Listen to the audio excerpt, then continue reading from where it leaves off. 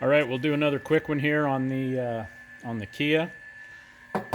So if you saw my last video, ooh, don't move too quick on that. The color of primer and filler seems to affect the focus of these cameras. But anyway, we put a bit of fill in here, rounded it out to make it look half decent.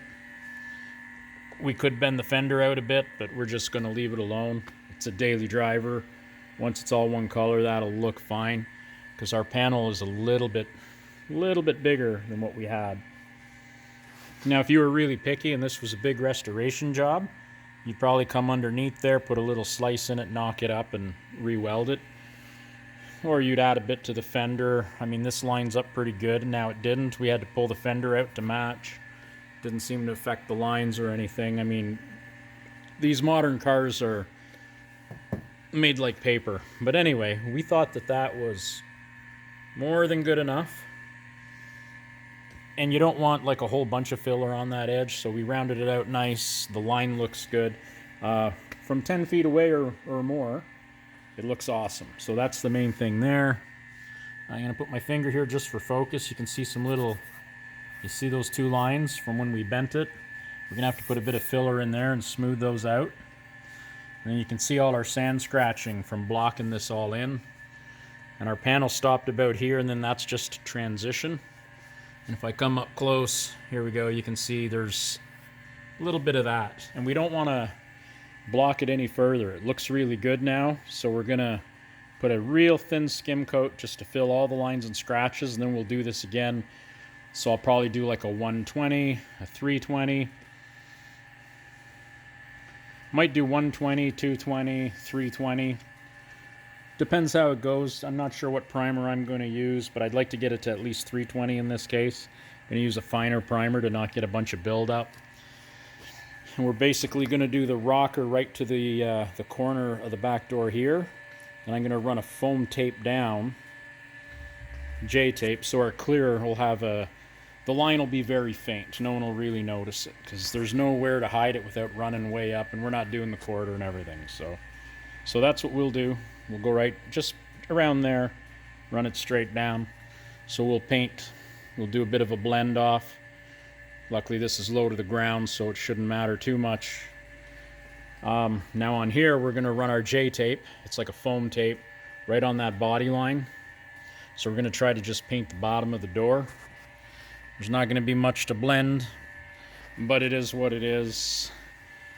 We're not blending the whole side of the car. This is not one of those jobs. So hopefully the color's bang on. I might actually pull my gun out, and what I'll do is I'll probably run it at about 26 pounds and 30 pounds and in between.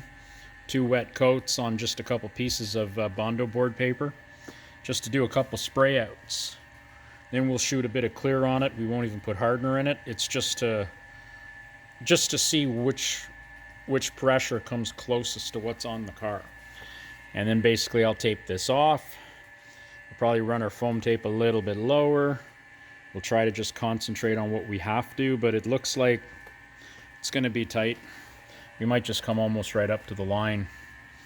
But anyway, you can kind of see right here, this was high, because when it bent it probably buckled out a bit.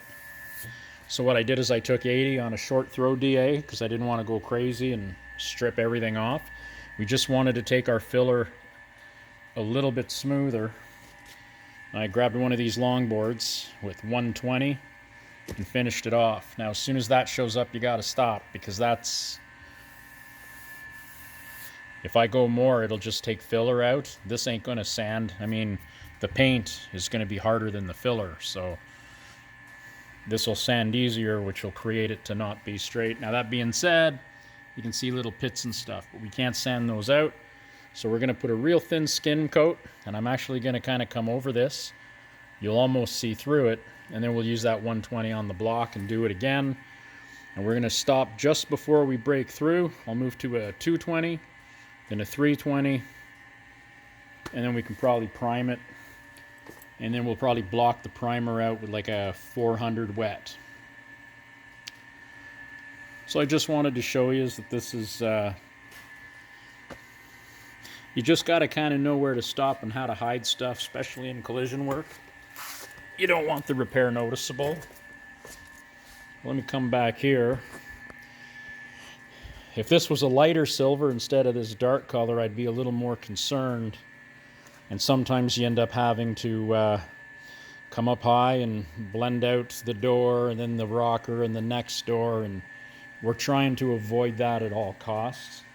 We don't want to disrupt anything on the car that is still nice, because it's all factory and there's not a chip or a spot of rust on this thing anywhere, which is surprising. Of course, I didn't even look up the year yet because, you know, my buddy brought this over and what do I do down here? So this is what we're doing. But anyway, hope that was helpful. Cheers.